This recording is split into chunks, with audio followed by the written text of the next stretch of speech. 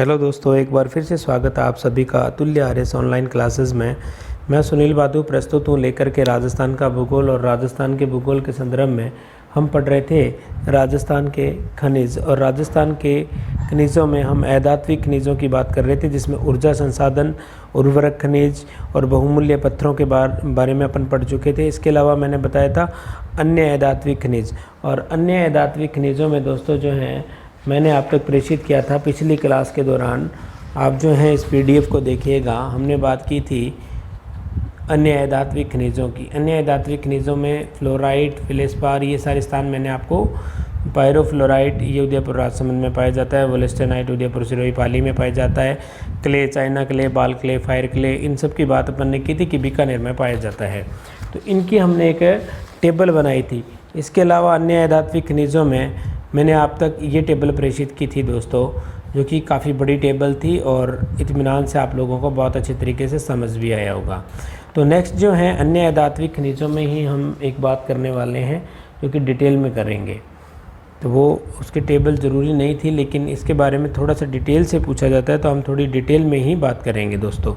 तो देखिएगा, हम बात करना चाह रहे थे अभ्रक की। किसकी बात करना चाह रहे थे? अभ्रक की। तो अभ्रक के बारे में जो है आप दोस्तों यहाँ पे पढ़ेंगे। अधात्विक खनिजों में अभ्रक की बात हम करेंगे।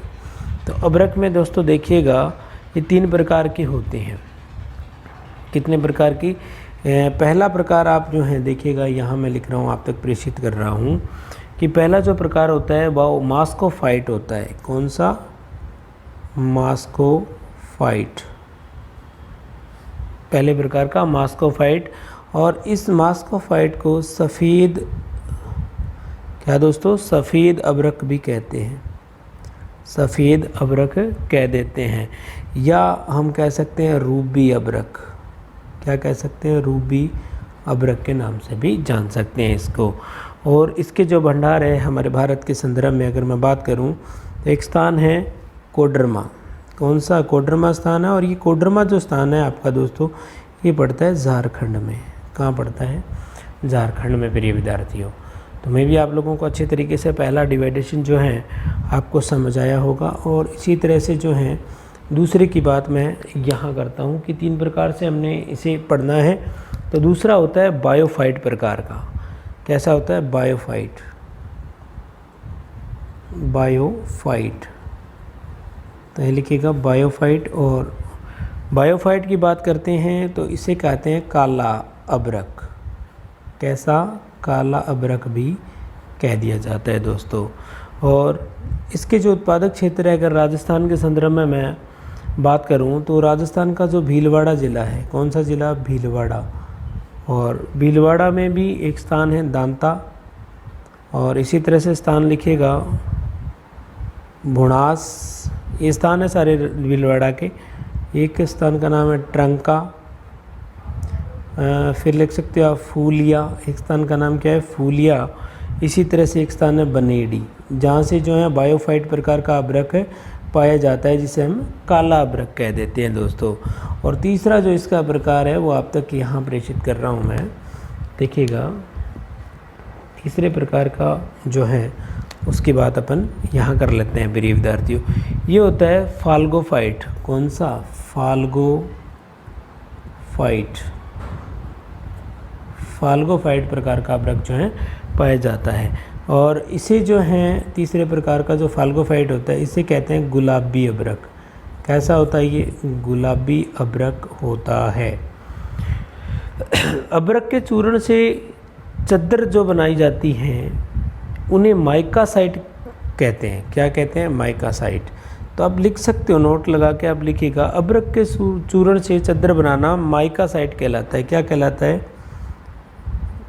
अभ्रक के चूर्ण से चद्दर बनाना, चद्दर बनाना माइका साइट कहलाता है। आजकल चल रहे हैं ना माइका साइट, जो शेड बनाए जाते हैं बहुत बड़े बड़े। और भारत के संदर्भ में बात करूं तो भारत में अभ्रक ईंट बनाने के 2 कारखाने हैं। कितने कारखाने? अभ्रक की ईंटें जो बनाई जाती हैं उसके भारत में दो कारखाने। तो आप दोस्तों लिखिएगा दोनों कारखाने, जहाँ से प्रश्न बहुत बार पूछा गया राजस्थान के संदर्भ में, कि आप लिखिए भारत में अबरक ईंट बनाने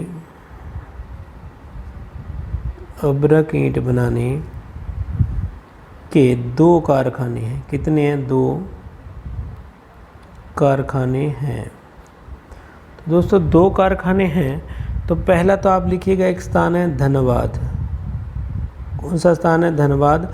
और धनबाद जो है, यहाँ से मैंने आपको बताया ही था दोस्तों कि ये धनबाद स्थान आपका झारखंड में है। कहाँ है? झारखंड में, जहाँ से मास्कोफाइट प्रकार का जो है अबरक मिलता है और इसकी ईंटों का निर्माण किया जाता है। और ये तो हमारा पहला कारखाना था। और दूसरा जो कारखाना है जहाँ से अबरक की ईंट बनाई जाती है, हमारा जो राजस्थान का भीलवाड़ा है। कौन सा स्थान? भीलवाड़ा, जहाँ पे दांता, बुसान, ट्रंका, फूलिया, ये बनेडी वगैरह जो क्षेत्र आपको बताए थे मैंने, यहाँ भी जो है राजस्थान में जो अबरक की ईंट है वो बनाई जाती हैं। तो दो जगह ऐसी है भारत में जहाँ पर अबरक की ईंटों का निर्माण किया जाता है। तो पहला तो धनबाद है जो कि झारखंड में है, और दूसरा भीलवाड़ा स्थान है जो कि राजस्थान में अवस्थित है।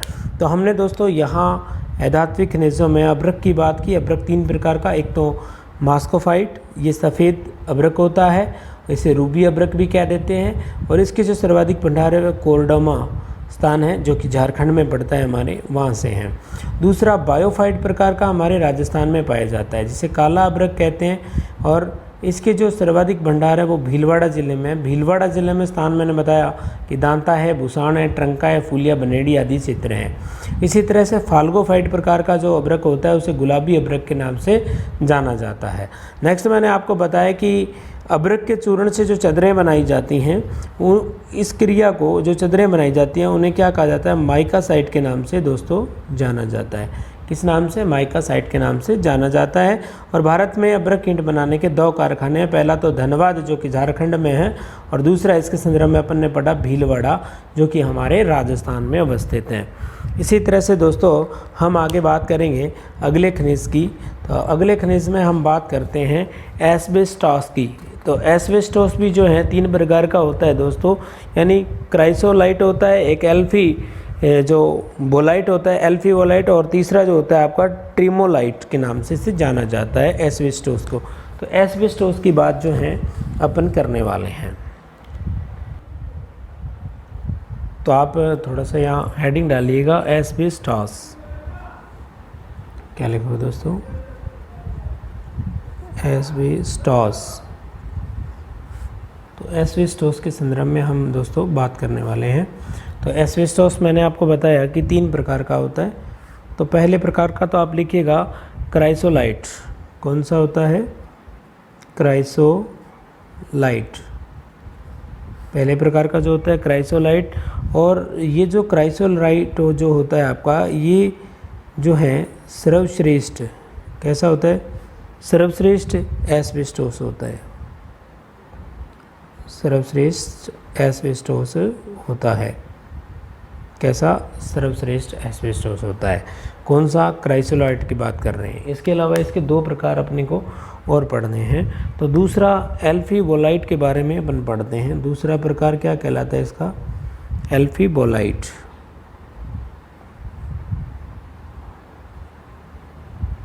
तो जो एल्फी बोलाइट है, इसका ही उत्पादन हमारे राजस्थान में सर्वाधिक होता है। तो आप यहाँ लिख सकते हो राजस्थान में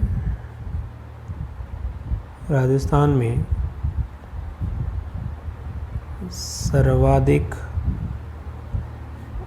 उत्पादन किस प्रकार का एस्बेस्टॉस? एल्फी बोलाइट प्रकार का एस्बेस्टॉस का उत्पादन हमारे राजस्थान में सर्वाधिक होता है। अगर मैं क्षेत्र विशेष की बात करूं तो जहां से राजस्थान में उत्पादन होता है, तो स्थान आप लिख सकते हो। एक स्थान तो है नरेला। ये जो नरेला स्थान है दोस्तों आपका, ये पड़ता है अजमेर ज़िले में अवस्थित है, जहाँ से एस्बेस्टॉस निकलता है एल्फी बोलाइट प्रकार का। और दूसरा जो है अजमेर में ही है एक अर्जुनपुरा। कौन सा? अर्जुनपुरा क्षेत्र है। ये भी आपका कहाँ है? अजमेर में, जहाँ से एस्बेस्टॉस प्राप्त होता है हमें। इसके अलावा मैं बात करूँ, एक दोस्तों स्थान है, लिखिएगा ऋषभदेव। ये ऋषभदेव वही है केसरीनाथ जी वाला दुलेब, उदयपुर में केसरीनाथ जी का मंदिर है ना, जहाँ से केसर टपकती रहती है। कला संस्कृति में पढ़ेंगे अपन मेलों के दौरान। तो ऋषभदेव जो है आपका ये उदयपुर में है, जहाँ से एस्बेस्टोस का उत्पादन होता है। एक स्थान है सेंद्रा। कौन सा स्थान है दोस्तों? सेंद्रा। और ये सेंद्रा जो स्थान है वो पाली में अवस्थित है। कहाँ है दोस्तों? पाली ज़िले में। तो तीसरे प्रकार का जो होता है एस्बेस्टोस, उसे कह देते हैं ट्रिमोलाइट। इसे हमें दोस्तों नहीं पढ़ना है, क्योंकि हमें पढ़ना है राजस्थान के संदर्भ में। बस विशेषता बात चल गई तो आपको बता दिया कि ट्रिमोलाइट प्रकार का भी जो है एस्बेस्टोस पाया जाता है। तो राजस्थान से अगर बात की अपन ने तो एल्फीबोलाइट प्रकार का ही हमारे जो है एस्बेस्टोस पाया जाता है। पहले प्रकार का कौन सा था? क्राइसोलाइट, जो कि सर्वश्रेष्ठ होता है।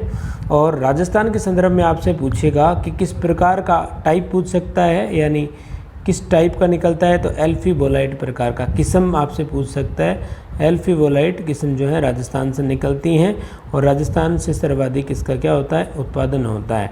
और इसके अलावा वो आपसे उत्पादक क्षेत्र पूछ सकता है, तो नरीला अजमेर में, अर्जनपुरा भी आपका अजमेर में है, ऋषभदेव उदयपुर में, और सेंद्रा जो है आपका पाली में अवस्थित है दोस्तों।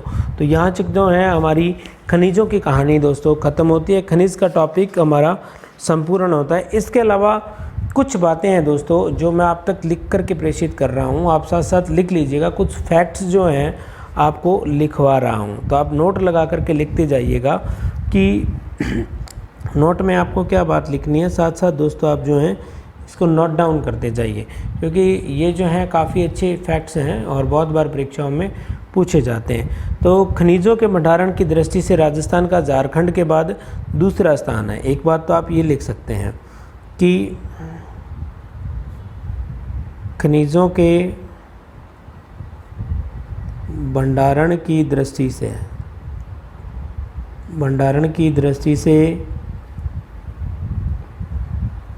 राजस्थान का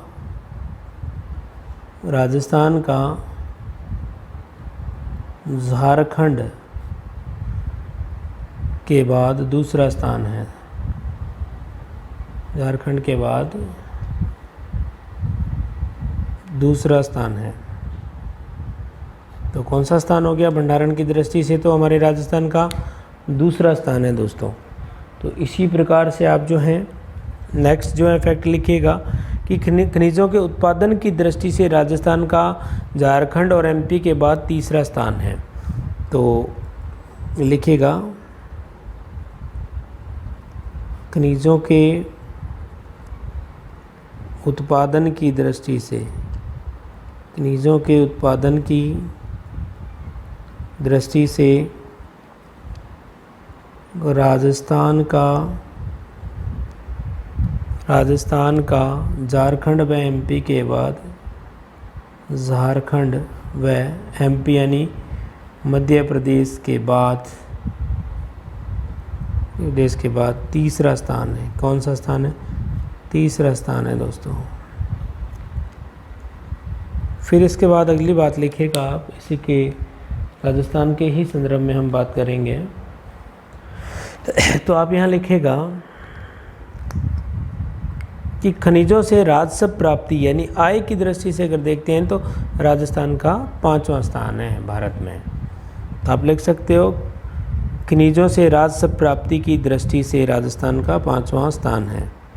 लिखिए खनिजों से राजस्व प्राप्ति यानी कोष्टक में आप लिख लेना आय की दृष्टि से राजस्थान का कौन सा स्थान है? 5वां स्थान। कौन सा स्थान है दोस्तों? 5वां स्थान। तो आप जो है लिख लीजिए 5वां स्थान है, यानी आय की दृष्टि से, राजस्व प्राप्ति की दृष्टि से इसका 5वां स्थान है। तो नेक्स्ट इसी के संदर्भ में हम जो है आगे लिखेंगे, लिखते जाइएगा दोस्तों। आप जो इंपॉर्टेंट फैक्ट्स मैं आपको लिखा रहा हूँ। तो लोहा धात्विक खनिज की बात करें, लोहा धात्विक खनिज की दृष्टि से राजस्थान का 4था स्थान है। तो लिखिए लोहा धात्विक लोहा धात्विक खनिज की दृष्टि से राजस्थान का लिखेगा चौथा स्थान है। कौन सा दोस्तों? चौथा स्थान। ये नंबर 4 कोष्ठक में लिख रहा हूँ, चौथा स्थान है।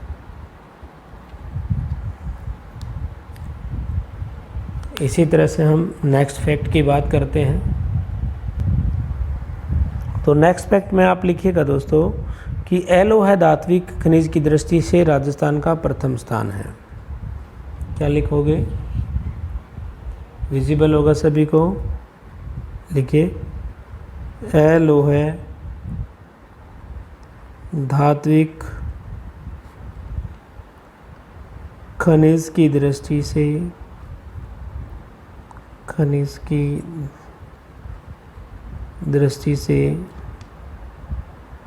राजस्थान का प्रथम स्थान है। क्या दोस्तों? प्रथम स्थान है। यानी अलोहा धात्विक खनिजों की दृष्टि से राजस्थान का प्रथम स्थान है। फिर लिखिएगा अप्रधान या गौण अधात्विक खनिज की दृष्टि से राजस्थान का प्रथम स्थान है। एक बात और लिखिएगा, अप्रधान, इस तरह से अप्रधान अथवा गौण अधात्विक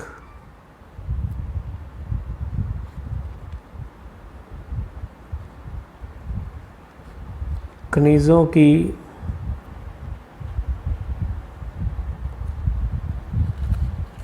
गौण अथवा अधात्विक खनिजों की दृष्टि से राजस्थान का प्रथम स्थान है। कौन सा स्थान? प्रथम स्थान है। इसी तरह से लिखिएगा, खनिजों की विविधता की दृष्टि से राजस्थान का प्रथम स्थान है। लिखिए,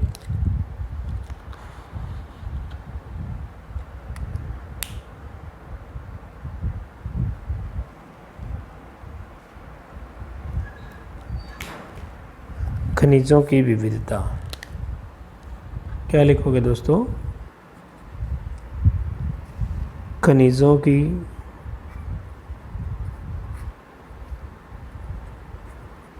विविधता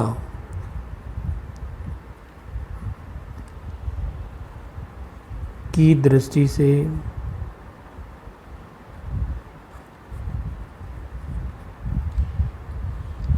राजस्थान का प्रथम स्थान है।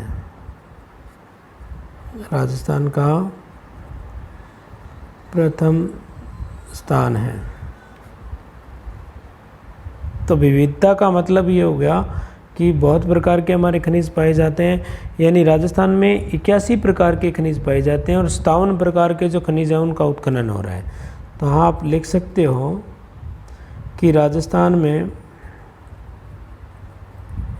81 प्रकार के 81 प्रकार के खनिज पाए जाते हैं। वह वर्तमान में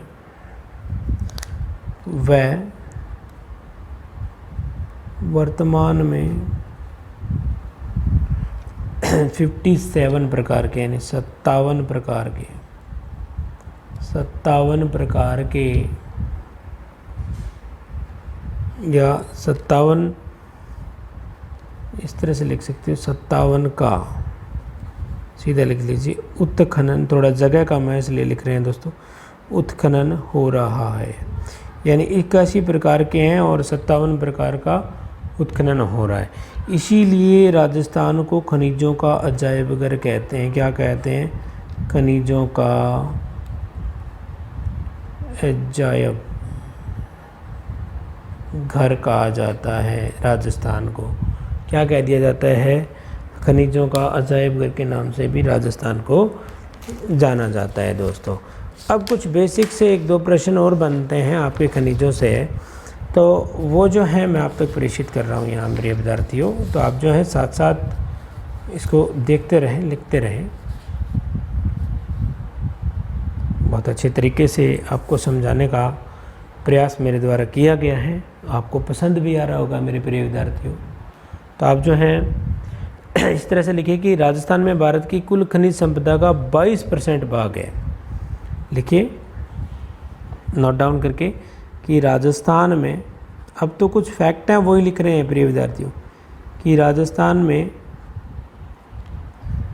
भारत की कुल खनिज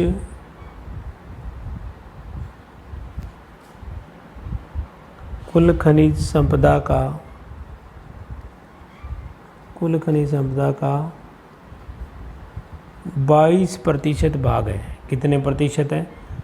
22% भाग है। और इस 22% में अगर मैं डिवाइडेशन करना चाहूँ तो इस 22% में आप देखिएगा प्रिय विद्यार्थियों कि जो धात्विक खनिज हैं, जो हमारे धात्विक खनिज हैं वो तो आपके हैं 15%। कितने हैं? 15%। और इसी तरह से अधात्विक खनिज हैं, अधात्विक खनिज, इस 22% की बात कर रहा हूँ। अधात्विक खनिज जो है 25% है।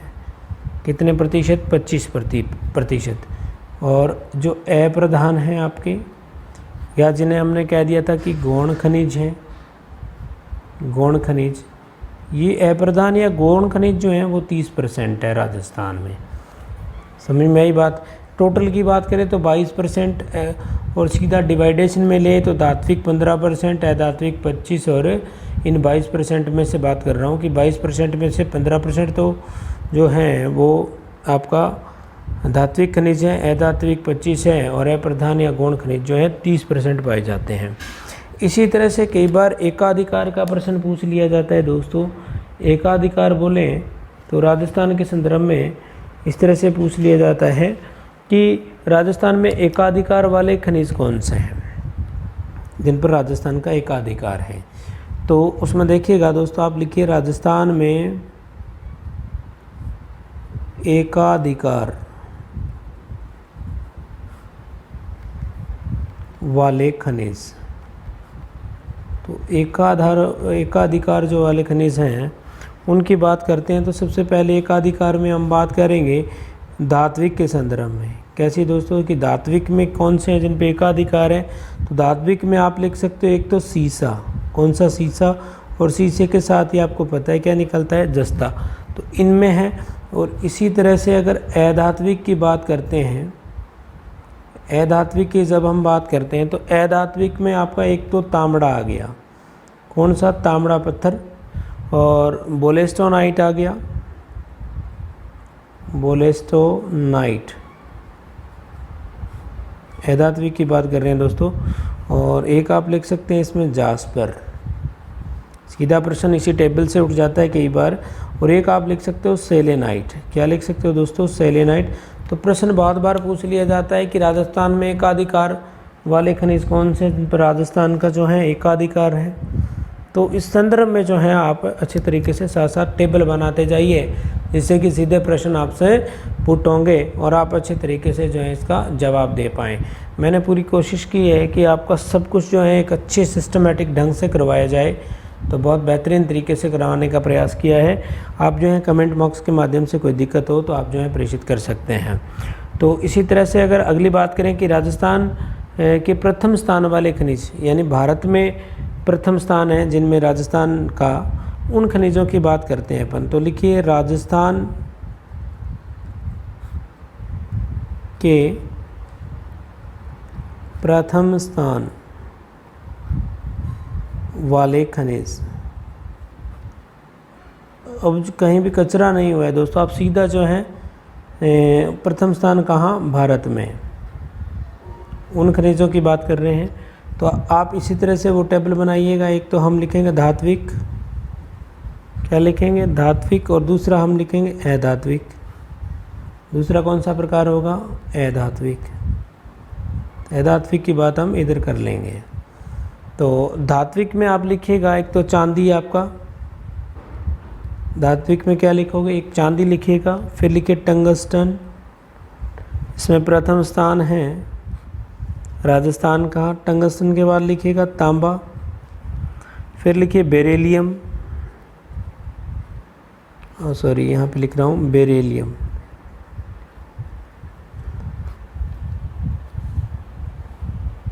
बेरिलियम दिखाई दे रहा होगा सभी को। अधात्विक में आप लिखिए, एक तो लिखिए अब्रक, पहला क्या दोस्तों अब्रक, फिर लिखिएगा रॉक फॉस्फेट, रॉक